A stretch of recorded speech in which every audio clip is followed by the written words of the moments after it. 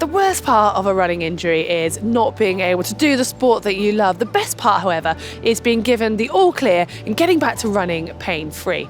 Now, if this is managed well, you'll find that you can actually return to your previous level of fitness relatively quickly. If, however, you get it wrong, you could find yourself being off running for far longer. So today I'm going to be guiding you through how to return to running following an injury.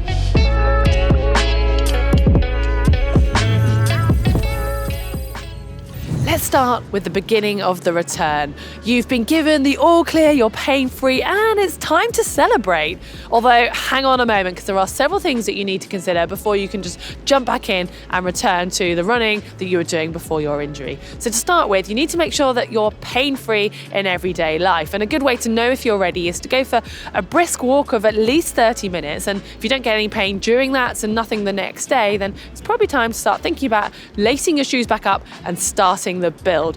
Now, it's obviously going to depend a little bit on the type of injury you've had previously, but you need to make a plan and have some realistic goals. So if you have been treated by a practitioner, you obviously need to follow the advice that they've given you and make sure that you carry on doing those rehab exercises right up until you're back to full running, and even then you want to continue with them and just drop them off very gradually.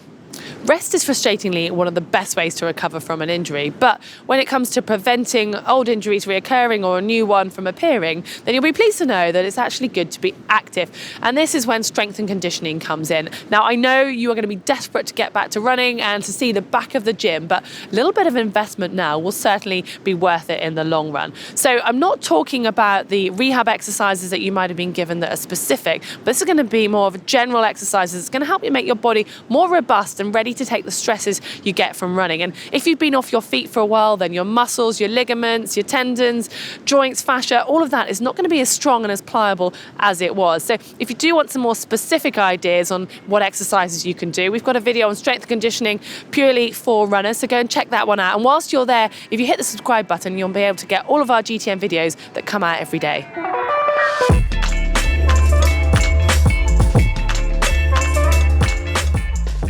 It's pretty normal for an injured runner to seek other activities or sports in order to maintain some fitness and get those endorphin levels, and that could be something closely related to running, such as elliptical trainer, or maybe doing aqua jogging, or further afield with cycling, swimming, or maybe even a completely different sport. And cross training is obviously great for your cardiovascular fitness, but now as you start to increase your running, you're going to need to drop those sessions back and not get too carried away, because your body really needs that time to recover from this relatively new stimulus, rebuild and get stronger. So please don't overdo those sessions now.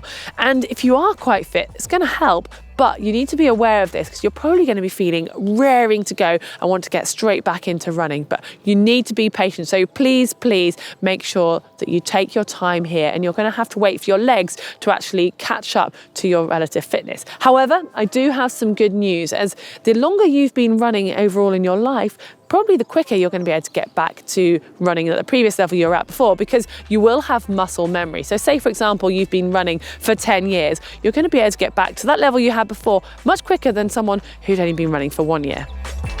There is no hard and fast rule as to how quickly you should come back after injury, and it's less about how long you've been a runner, more about how long you've actually had off from injury. If it's been a week or less, well, you're pretty lucky, because realistically, you're not going to have lost any notable fitness. Yes, you might feel a bit sluggish, but you should be able to return to your previous level of training pretty quickly once you've got your legs moving again. On the other end of the spectrum, if it's been 3 months or more that you've had off from injury, well, I'm afraid bad news is you're going to be having to start from scratch, so you'll have to build up really gradually. And anything in between that, well, you're going to have to listen to your body and take it by feel and build it up according to what the injury was and where you're at beforehand. And it's always good to err on the side of caution. So if you're unsure, I would say back it off now, because it'll repay you in the long run, and go with the 10% rule. So never increase your training by more than 10% each week. Now, the 10% rule takes into account, obviously, your training load, looking at your volume or the time that you're spending running. And it doesn't necessarily take into account intensity. So if you are doing a longer run, then obviously keep that to a really low intensity to start with. But if you're wanting to start to run a little bit quicker, I'd advise keeping that short, so breaking it up with a rest, or maybe even adding in walks in between your intervals.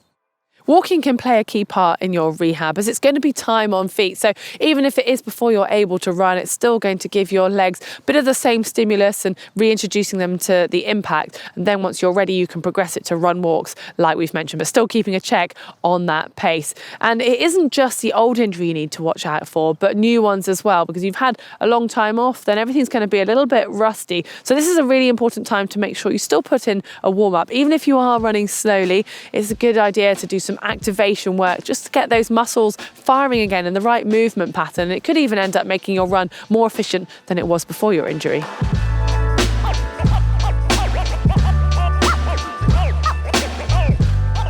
Look at your week ahead and factor in a rest day after each run day, or at least an activity that isn't weight bearing, so that your body has a chance to fully recover, get stronger, and also adapt to this relatively new stimulus again.